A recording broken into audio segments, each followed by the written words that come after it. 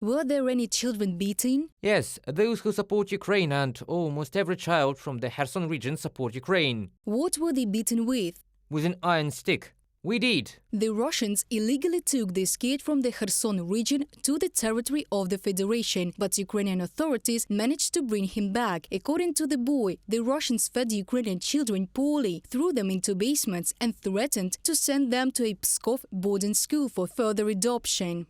Did you tell them that you had moms and dads? We told them that our parents hadn't abandoned us and that Russians couldn't take us anywhere. How did they respond? They told us that our parents had abandoned us. I called my mother, and then she said to the director of the camp, "Are you sick? I didn't say that. Why are you lying to children?" In response, the boy's mother heard, "You will not take them back anyway. Now they are the children of Russia." And it's not just a figure of speech. The Federation forcibly issues Ukrainian children Russian passports. They take away kids' documents, personal belongings and means of communication. They are taken to the most remote and depressed regions of Russia, Siberia, Chechnya, Sakhalin. Everything is done to complicate the way home for children of Ukraine. They seriously consider this as a version. Allegedly, children renounce Ukrainian citizenship and therefore they got a Russian one. Therefore, they are citizens of the Russian Federation now, and they can do whatever they want with them. But the concept itself, like the child renounced its citizenship,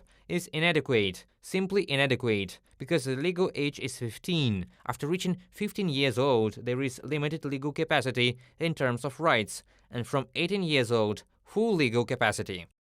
Russians use not only psychological but also physical violence against illegally deported children. The Insider publication has established that in one of the camps in the temporarily occupied Crimea, minors were beaten by a former employee of the Ukrainian Ministry of Internal Affairs, Valery Astakhov, who defected to Russia in 2014. The children themselves recognized images of him. The Russians have developed a so-called ideological education program that in part justifies Putin's war of aggression. Children are forced to read his speeches again and again. They try to convince kids that Ukraine has never existed, and the so-called special operation is not an aggressive war, but an attempt to defend Russia.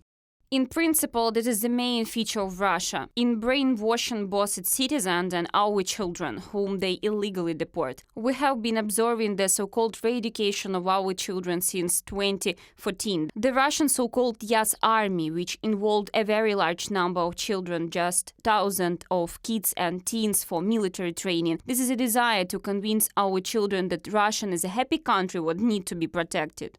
On March the 17th, the International Criminal Court in The Hague issued an arrest warrant for Putin and the children's ombudsman under Russian President Lvova-Belova. After all, they are responsible for the forced deportation of children from Ukraine. This is the first signs, the first two suspects. I understand how restless the Kremlin is now. And if this applies not only to Putin, but also to the executor of the will of the dictator, then other officials will be affected, perhaps in the context of war crimes. This case will children formally bear signs of genocide in it.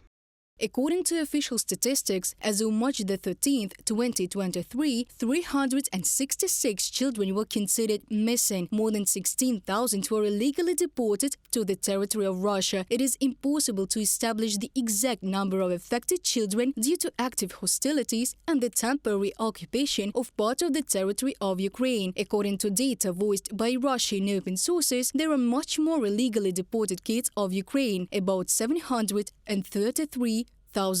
Reported by Diana Kulesnik, Valeria Nekipelova, UATV News.